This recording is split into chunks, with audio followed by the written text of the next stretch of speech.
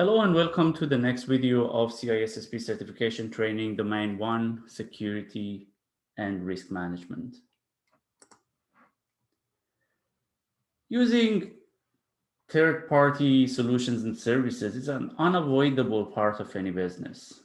Companies might decide to use a solution provided by a third party or use third-party support services for internal projects and operation, or even outsourcing a function completely to a third party. It's important to make sure the third parties that are chosen to be used within organizations are also safe and secure. The risks associated with using third parties are quite high within organizations, and we've seen multiple times recently that third parties are the main reason for some of the large companies or even government breaches. Recent SolarWinds attack and hack is a clear example of that and shows how lots of companies were breached as a result of using an exploited third-party solution. When it comes to using third parties, there are a few things to keep in mind and consider. The first and important one is the risks associated with legal and regulatory requirements. For example, GDPR, European privacy regulations, has some specific requirements. And if the third party cannot meet those requirements, it can put the company at risk. Similarly, industry regulations like PCI or SOX and so on can have complications if we don't consider them when selecting a third party. Operation is another important part of any agreement with a third party. Obviously, we want to make sure that the service that we're getting from the third party is stable and secure. The service level agreement, or an SLA, is a contractual document between the consumer of a service and the service provider or a third party. We might want to have an SLA between our organization and a vendor as part of the contract and make sure the third party, they understand their obligations about providing a service to the organization. The SLA will define many things, including expected performance, reliability for the paid service, and even security requirements for the service. The other important thing when dealing with a third party is the incident response and how a third party can respond to security incidents when they are discovered. We want to make sure they have a good process and practice to respond and escalate the incidents and also notify the organization as their customers when the incident happens. Non-disclosure agreements is a type of legal document signed by both parties to ensure that the confidentiality requirements when two companies are working together. There's a high chance that when two companies are working together or you're working with a third party that they get access to a lot of confidential information, and NDA will basically help to maintain the confidentiality of the company and basically assure that those confidential information will remain confidential.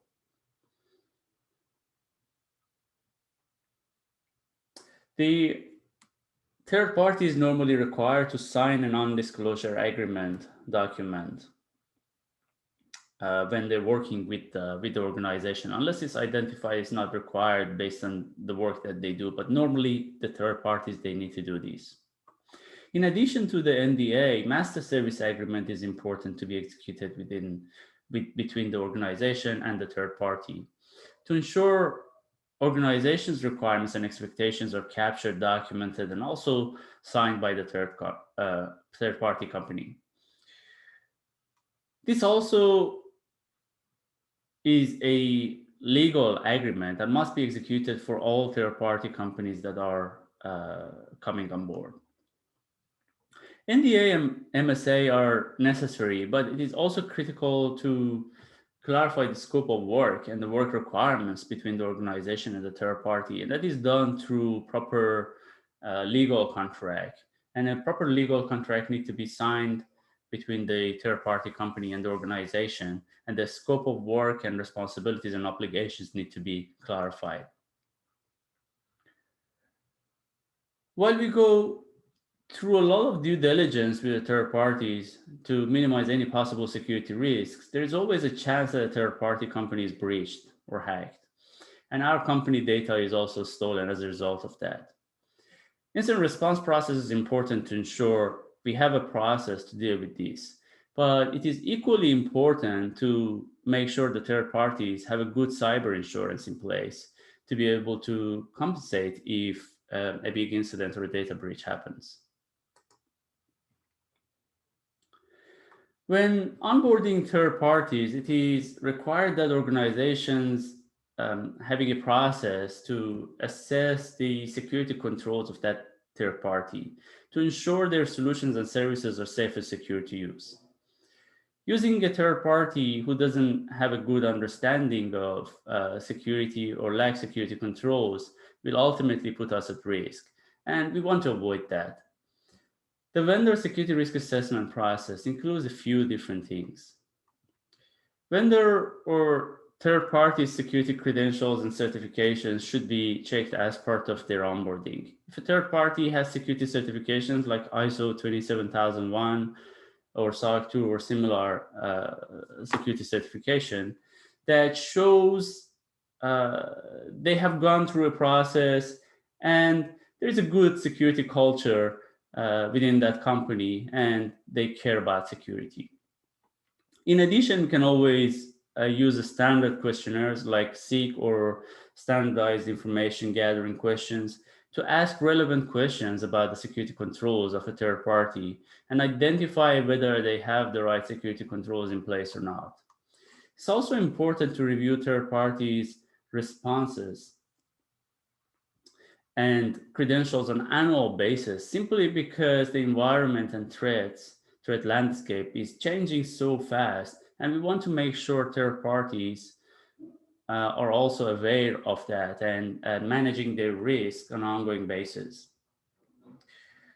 One other thing that would be a good exercise with third parties is a proactive monitoring and checking. Asking questions from third parties or checking their certifications is a good thing, but with proactive monitoring, we can check actively to make sure the third-party company's overall security health is okay and acceptable. This can be done using vulnerability assessments and other technical checks, and there are solutions that can be put in place to do so.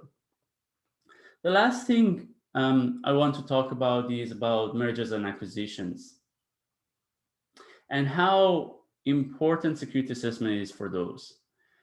This is a very sensitive topic.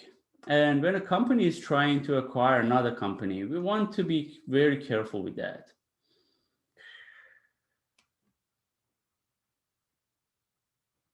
The new company, we want to make sure that they have enough security controls and have not been breached. And also the new company, when we're doing the integration with the new company, we want to make sure that it's done in a safe and secure way as well. A good example of this is the Verizon acquisitions of Yahoo, and realize that there has been a data breach after acquisition. When going through mergers or acquisitions, it is critical to do enough due diligence prior to that to identify any risk and potentially mitigate those risks or minimize those risks as much as possible.